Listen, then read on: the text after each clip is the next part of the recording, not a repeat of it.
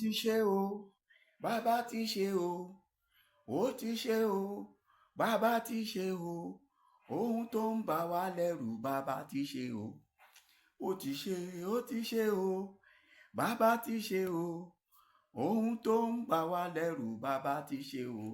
Kí lọ́lọ́run ṣe? Ohun tó ṣe ni wípé olóyè Sunday Adéyẹmọ Ìgbòho Òòṣà ti wọ̀lú. Bàbá Dámì ti wọ̀lú, ó ti wọ̀lú. Níbo ló bá wọlé sípínlẹ̀ Ògùn, ìyẹn nílùú Mẹ̀kọ Àfọ̀n.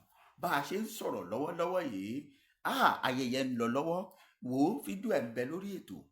Wá wò ó bó ṣe wọ̀lú. Wá wo gbogbo àwọn àrìn tó rìn, àwọn ààfin tó lọ, bó ṣe lọ sáàfin, bó ṣe lọ káàkiri àwọn ibi tó yẹ kó tẹ̀ kó tó gbéra kó tó máa padà lọ sílùú Ìbàdàn. Ẹ dákun ẹ bá mi rí pé o wo fídíò yìí láti bẹ̀rẹ̀ dópin. Tó o bá ti subscribe sí channel yìí, jọ̀ọ́ nítorí Ọlọ́run bá mi subscribe, torí pé ọmọ Adéyẹmọ padà sọ̀rọ̀. Ó tú àṣírí ẹkú ti mọ̀ wípé pàjẹ bàálẹ̀rù ikú kan ò ní pàgbà ká má bàa poro orí ẹ̀ ń bẹ̀. Kò sẹ́ni tó fẹ́ dẹ́rù bà á. Bàbá Dámì ó sọ rí ipò wo inú fídíò yìí, gbogbo ẹ̀ lọ́ọ́ bá pàdé bí ìrìn àjò àti ibi tá a bá dé lórí ọ̀rọ̀ Yorùbá Nation. Ọ̀yá ẹ jẹ́ ń gbé yín débẹ̀. Mi ò fẹ́ fi àkókò yín ṣòfò, ẹ jọ̀ọ́ gbogbo ẹ̀yin olólùfẹ́ wa. Àmọ́ bẹ́ẹ̀ ṣe ń darapọ̀ mọ́ wa, ẹ rí i pé ẹ̀ ń bá mi pín fídíò yìí, ẹ̀ ń pín lógúnlógún lọ́gbọ̀nlọ́gbọ̀n. Ẹ bá mi kọ́mẹ̀ntì Yorùbá Nation kíákíá, Yorùbá Nation kíákíá, Yorùbá Nation kíákíá. Sunday Adéyẹmọ káàbọ̀ sáàrin wa. Kẹ́ ẹ máa bá mi jù bẹ́ẹ̀. Ìpè káàbọ̀ bàbá wa, káàbọ̀ ṣe dáadáa ló dé. Ọmọ Aládìkún káàbọ̀ ṣe dáadáa ló dé. Ẹ wò ó ti ṣe o bàbá ti ṣe o ohun tó ń bà wá lẹ́rù bàbá ti ṣe o. Ọlọ́run ti wá ti ṣe é. Ẹ wò ó, ọ̀yá ẹ bá ń fohùn sí fídíò yìí nínú ilé káwọn èèyàn wa kí wọ́n gbádùn ẹ̀. Àmọ́ ẹ bá mi share ẹ̀, ẹ kọ́mẹ̀ntì, ẹ like ẹ̀, ẹ jọ̀wọ́ gbòòrò ayé lọ. Ẹ ṣé mo dúpẹ́. Ọ̀yá ẹ nìṣó níbẹ̀. Ìgbòho ti dé o, ahead of bá a ṣe máa ta fíláàgì orílẹ̀-èdè Yorùbá. Orílẹ̀-èdè Yorùbá bí wọ́n á ṣe wá pariwo ẹ̀ tá a kéde ẹ̀, ọmọ Adéyẹmọ ti palẹ̀ sílẹ̀ Yorùbá. Kò sí wàhálà mọ́. Ọ̀yá ẹ nìṣó níbẹ̀, ẹ jẹ́ ń gbé yín débẹ̀. Let's go there.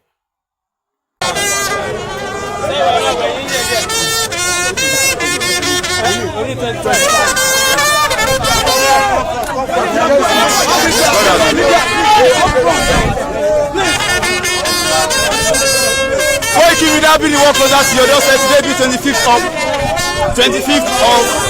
July 2024. We are live at Imekafo.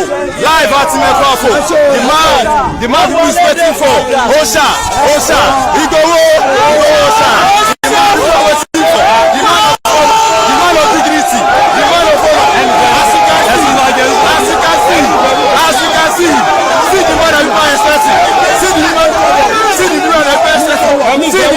See the man. Koiki Media.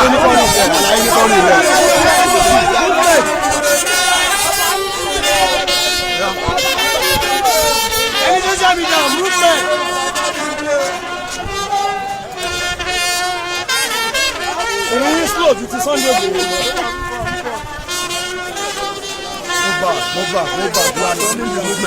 You are done in the movement. Move back. Èyí mo fi ń rí ẹgbẹ́ ní sùúrù.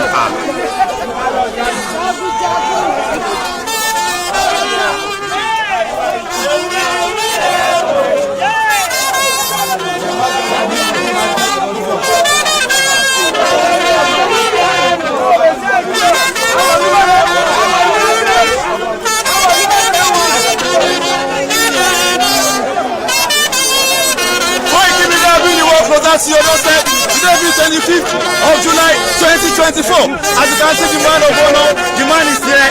We are live at Imeko. We are live at Imeko.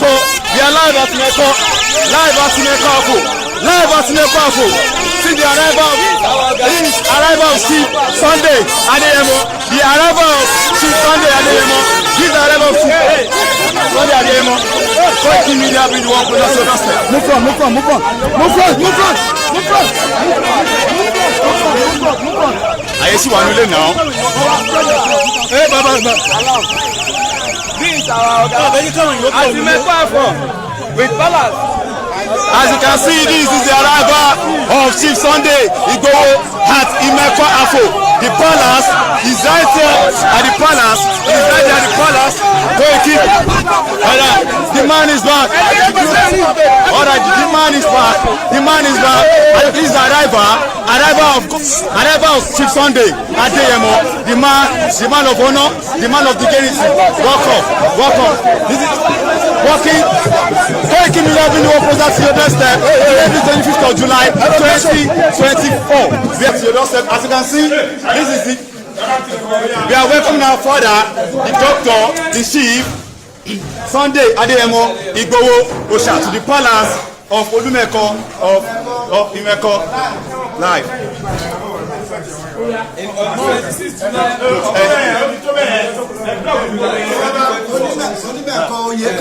Oh yeah, all right. We are the palace of Onimeko Oyeko right now. As you can see, our father, Dr. Chief Sunday Adeyemo Igboho Osha, right now. Today being 26th of July 2024. Imeko Afo, local government, Ogun State.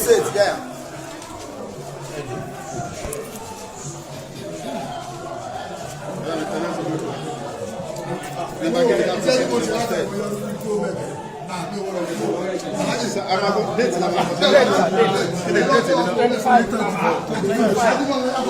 are welcoming our father to the palace of Imeko of Olumeko here in Imeko local government. As you can see, this is the welcome of our father, Dr. Chief Sunday Adeyemo, known as Igboho Osha. Today be 26th of July 2024.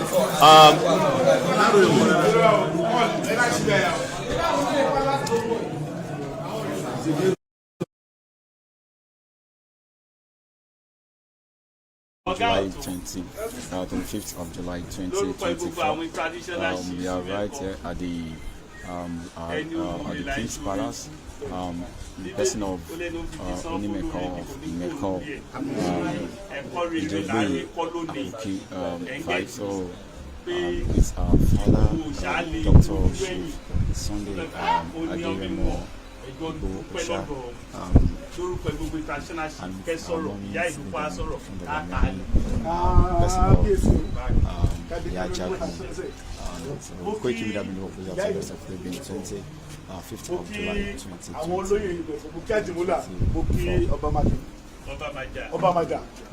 mo sì wá ní orúkọ gbogbo ọmọ ìlú Ìmẹ̀kọ. Mo kí ẹ̀gbọ́n wa, bàbá wa, àwọn tí wọn ò fẹ́ kí ìran Yorùbá kó tán, tó fẹ́ kí ìran Yorùbá kó sì wà nípò ẹ̀, àwọn tí wọ́n ṣetán láti fi ara wọn sílẹ̀ fún òmìnira ilẹ̀ Yorùbá. Lágbára Ọlọ́run lẹ́yìn tẹ́ débì, agbára tí mo máa kọ́ agbára lò. Àti ilẹ̀ ìlérí o, lágbára Ọlọ́run ibi tẹ́ ń kó wa lọ yìí a máa débẹ̀. Gbogbo àwọn tí ó ti wà ṣáájú yín tó jẹ́ òòṣà wọ́n máa ti lẹ́yìn. Ní ṣìṣe ó lè fẹ́ máa ṣe báyìí ṣùgbọ́n kò sí nǹkan tó ń da náà, ó kọ́kọ́ máa le. Lágbára Ọlọ́run gbogbo ìròyìn yẹn Ọlọ́run máa mú wa ní ìmúṣẹ. Lórúkọ gbogbo, inú wa dùn láti rí ní ìlú Ìmẹ̀kọ. Ìfà a ò gbọ́pẹ́ ń bọ̀ ni, káwọ́ pé agbọ́pẹ́ ń bọ̀ ni, mo rò pé lágbàá tí mo Mẹ̀kọ làwọn èrò tí mo máa kún ọ̀nà torí ó kọ yín kò sọ ọmọ Mẹ̀kọ àbọ̀mọlẹ̀ Yorùbá kan ta ló ń gbọ́ Sunday Igboho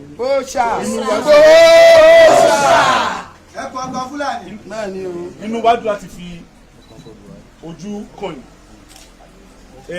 Agbègbè wa yìí ó ti ẹ̀wà pàápàá jù náà tí ẹ̀ ń jà fún, torí àwọn ìyá nǹkan tẹ́ ń jà fún, a wà nínú àwọn tí ó jẹ́ problem yẹn face tí àwọn Fúlàní dá lábùjù, ṣùgbọ́n Ọlọ́run tó ti ń ṣíwájú ní kò ní fún sílẹ̀. Gbogbo ìtẹ́ bá fẹ́ Ọlọ́run á bá ń fọwọ́ sí, èyí tí ò bá dáa tẹ́ ẹ̀ bá fẹ́ kò lè ṣeé ṣe lágbára Ọlọ́run. Lórúkọ kábíyèsí àti gbogbo olóyè ìlú Ìmẹ̀kọ àtòkò, à ń kí káàbọ̀ sí ìlú Ìmẹ̀kọ. Lẹ́ni tẹ wáyìí ẹ̀yin náà máa rí i pé bá tiẹ̀ ti mọ̀ kí ó máa wá sí ìlú ìmẹ̀kọ́ ti pẹ́ bẹ́ẹ̀ ló ṣe máa rí torí gbogbo èyí tí ò ṣeé ṣe ó ti ṣeé ṣe lénìí. àwọn tó ní ìlú yìí ti fọwọ́ sí i èyí máa lọ láyọ̀ máa bọ̀ láyọ̀ gbogbo àwọn olóyè àti kábíyèsí àti gbogbo ọmọ ìlú ìmẹ̀kọ́ akínkàbọ̀ kábíyèsí kábíyèsí. ìyá ìlú máa dúró kọ́wọ́ wúre ìrè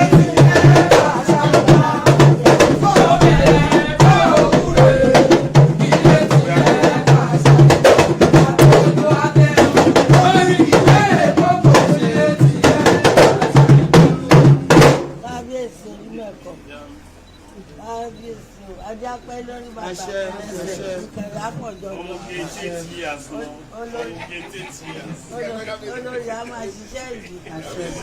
Mo kí Ọlọ́run bẹ́ẹ̀ ni Ọlọ́run tó ní káwà níbí lẹ́yìn Ọlọ́run tó ti sọ pé kí ọmọ wa Sunday Ìgbòho owó ṣáà pé kó wà láyé kó wà láàyè ó tún wà láàyè ó wà láyé ó wà láàyè that is living ó tún wà láàyè torí àyè ló wà báyìí láàyè rere ní àyè rere so Olúwa ẹ ṣé o kábíyèsí bọba Olúmarè lágbára Ọlọ́run lágbára Oòduà lágbára alálẹ̀ mẹ́kọ lágbára alákẹ́tù olíkúẹ́kúẹ́ Ìyábọ̀ Kọ́lọ̀ Akaba Ìdènà àìtàn ńlá lágbára odò Ògún odò Òṣù ahoro ilé àbọ̀ àbà ọ̀bẹjọ́ nùímù nùíwẹ̀ dúró kun bẹ̀rẹ̀ kun àti ọmọdò gbogbo yìí wà ní lágbègbè odò inú lágbára lálẹ́ lágbára bàbá yàkí ẹ̀gbọ́n alábàjá òkìá jẹjẹ kan tó ń kótó mi bẹ́ẹ̀ ni tí kò ní kú nírèwé rẹ̀ ẹ ṣẹ́gun ọ̀tá ẹ rẹ́yìn òdì a ṣẹ́gun ọ̀tá ààrẹ gbogbo ìníní lórí bíbò owó ṣẹ́gun gbogbo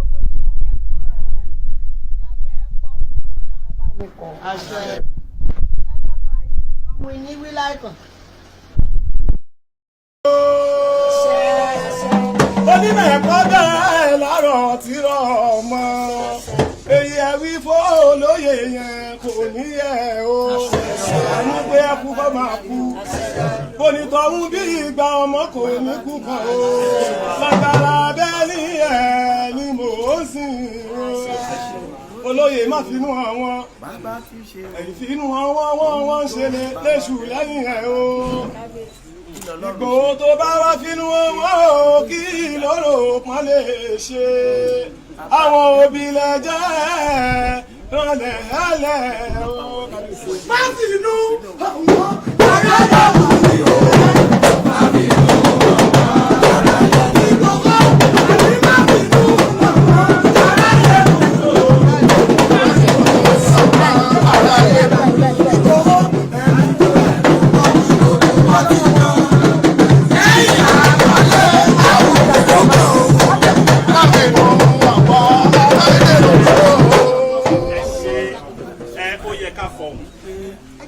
akipa ohun mọ́ agogo lẹ́nu area commander mo dúpẹ́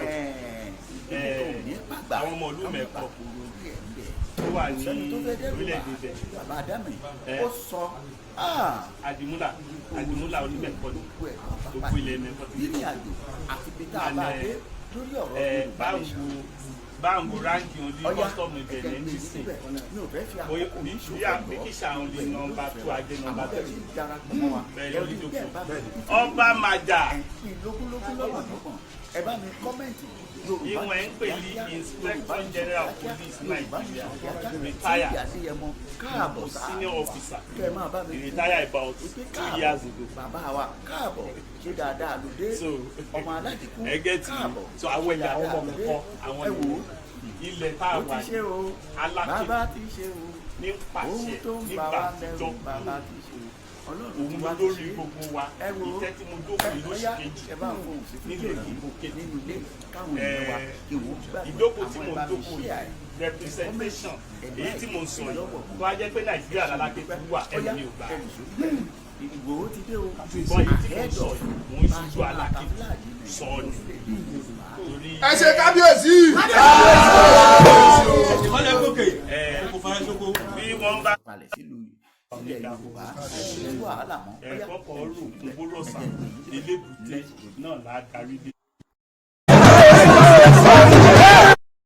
ó báyìí tí wọ́n bá déwájú irú wa gàǹtà báyìí ni wọ́n á ṣe gàǹtà báyìí ni wọ́n á ṣe àti máa wọ́n yẹn orí adé àgbè ẹ orí adé alákẹ́tù àgbè ẹ orí adé ọ̀kànbí àgbè ẹ orí adé Odùduwà àgbè ẹ Ọlọ́run Olódùmarè àgbè ẹ bẹ́ẹ̀ la rí láṣẹ Elédùmarè ọba ẹ ṣe ìwà délé bá rí àyìnbóore àkóyá ibi níbi lọ níwájú ẹ ò ní bá a tó ń bọ̀ lẹ́yìn kò ní bá a yín afẹ́fẹ́ ọ̀tún afẹ́fẹ́ òsì iwájú ẹ̀yìn ire lágbé kò yí o ní tó láṣẹ Elédùmarè ire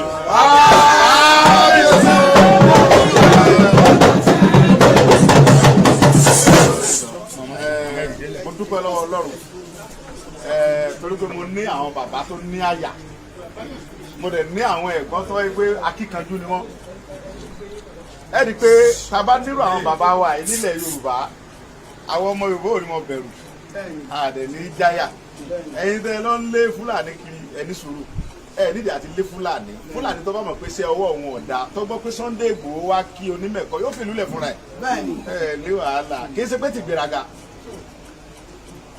Ọlọ́run máa ń ṣe bẹ́ẹ̀ tí ó da ọmọ kan tí ó kàn ní bẹ́ẹ̀ Ọlọ́run ló dábì bẹ́ẹ̀ kì í ṣe èèyàn àwọn ẹ̀gbọ́n mi rè ó lè jọ́gọ̀ ọlọ́pàá ẹ̀gbọ́n mi ni ọmọ mi dáadáa Ìgbòho ìwà lọ láti kí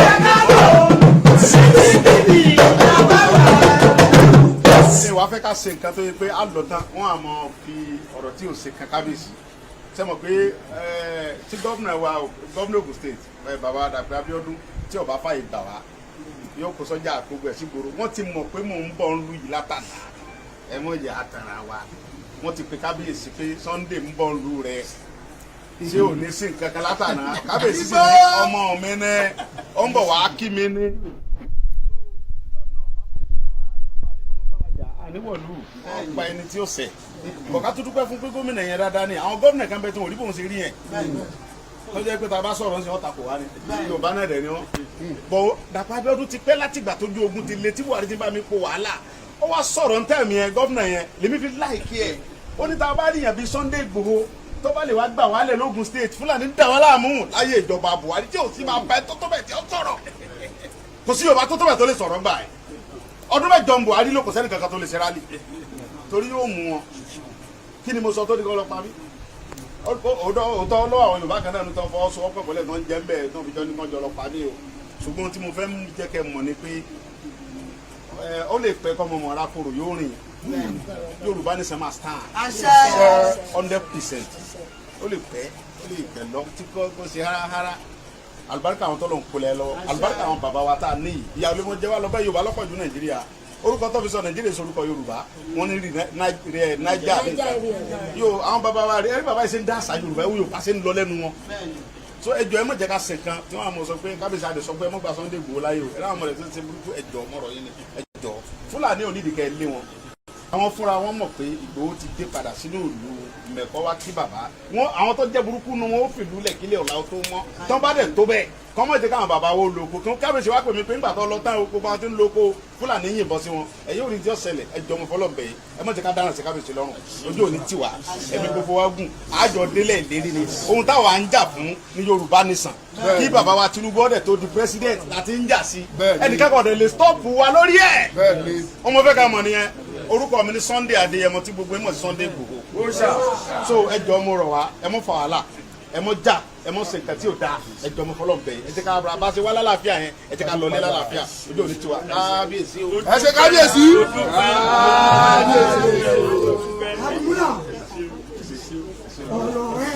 ẹ jọ̀wọ́ omi dà ìta.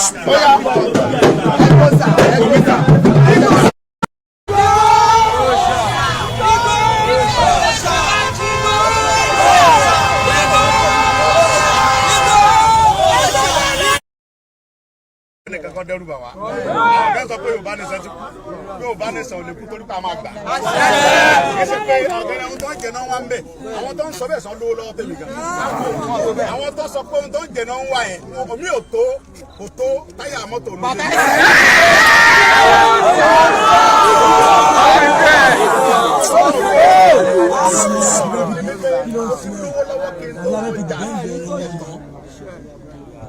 Èmi tọ́lọ́run dẹ̀ gbà fún mi dé tọ́lọ́run gbà fún mi dáadáa dé gbogbo èèyàn lórí kì í ṣe bọ́lọ̀ ń pa orí yẹn kò pa orí yẹn mọ́ ó fi hàn ayé pé mo dá àwọn yìí lọ́lá so kí la wá ń sọ̀rọ̀ bàjẹ́ ọ̀rọ̀ ẹ̀gán ní kìnìún kan Yorùbá ní sọ táwọn gbé lọ́wọ́ lérò lẹ́yìn mo lọ́mọ.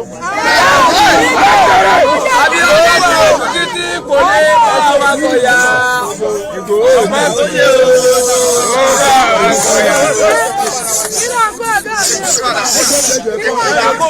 lọ́pọ̀ ọ̀yà ọmọ náà tí ó jọ tẹ.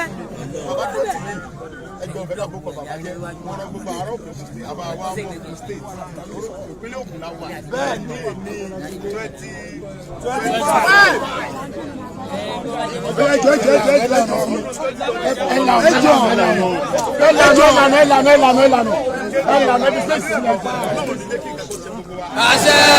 space sílẹ̀. Àlàáfíà gbogbo a máa wà. Ẹni sì ni Ọlọ́run nífẹ̀ẹ́ yín. Mo fẹ́ kẹ́ mọ̀ wípé ọmọ ọ̀fẹ́ wà pẹ̀lú mi. Ìyẹn wà pẹ̀lú mi. Ọmọ tá à ń jà fún everybody ti rí báyìí. Wọ́n yẹ ká àwa lọ́lọ́pẹ́. Ká máa dúpẹ́. Mo dẹ̀ fi ń dá ẹ lórí pé àwọn bàbá wa sì ṣe iye wọn. Wọ́n dẹ̀ wà pẹ̀lú wa. Kẹ́rì pé bàbá wa kò pamọ́. Àwọn àwọn ọba aláwọ̀ lọ́jọ́ sálọ. Bẹ́ẹ̀ni. Kábíyèsí dúró dẹ̀ wá. Ọlọ́run ní ẹjọ́ bàjẹ́ gbogbo yìí o. Ẹjọ́ wọn pàdé mi. Àwọn ọlọ́pàá wa ẹ má jẹ́ ká àtàkùn ọlọ́pàá. Báwọn ọlọ́pàá kan tọ́ wa lé. Àwọn ọlọ́pàá tọ́ wa lé. Àbí wanted ní Sunday Igboho ní Nàìjíríà. Ọlọ́pàá dẹ̀ sọ pé Ọlọ́run ti ṣẹ́gun fún Igboho náà. Wọ́n dẹ̀ tún wá pọ́n wa léwájú báyìí. Ẹ má jẹ́ ká sí bẹ́ẹ̀. Ẹ má jẹ́ ká ọlọ́pàá jà fún wàhálà. Àgbọ̀ ẹgbẹ́ ọlọ́pàá fún ẹ̀ma wà kan. Wọ́n kọ̀ ọmọ yẹn lẹ̀. Ẹ má lọ àtàkì ẹni kẹta. Ẹ jẹ́ ká máa lọ lé láyọ̀ bẹ́ẹ̀. Ẹ jẹ́ ká mọ̀ wípé Ọlọ́run máa mú gbogbo wa. Ohun tá à ń fẹ́ ni Yorùbá nation. No going back. Bí àwọn ọ̀tá wa á dẹ̀ máa kà á. Ó ń sọmọ lóòfù bẹ́ẹ̀ ni.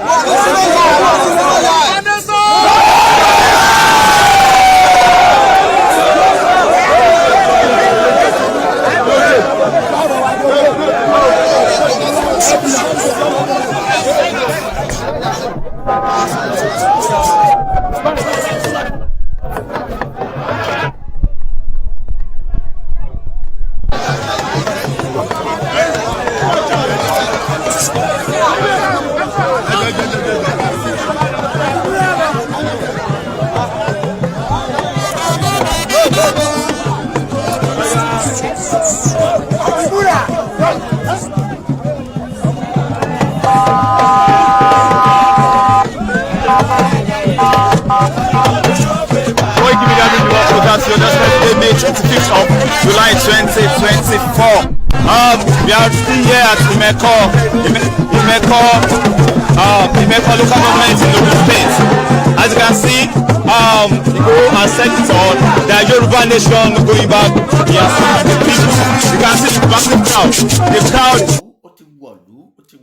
Too much. The crowd is too much. You can see the massive crowd. Yoruba nation no going back.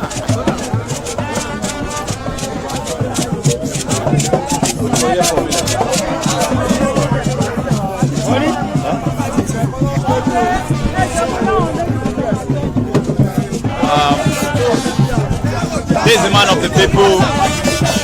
This is the man of the people.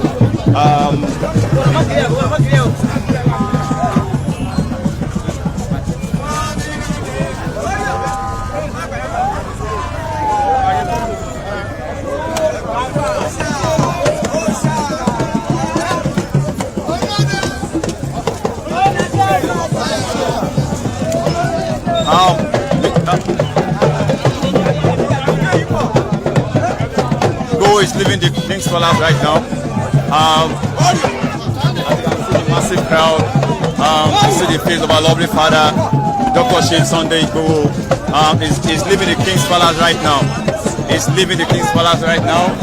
This is the you can see the crowd. The love is too much. The love is too much. The love is too much. He's a man of the people. He's a man of that people love. Koiki Media bring the work closer to your doorstep. Ishola, Jula.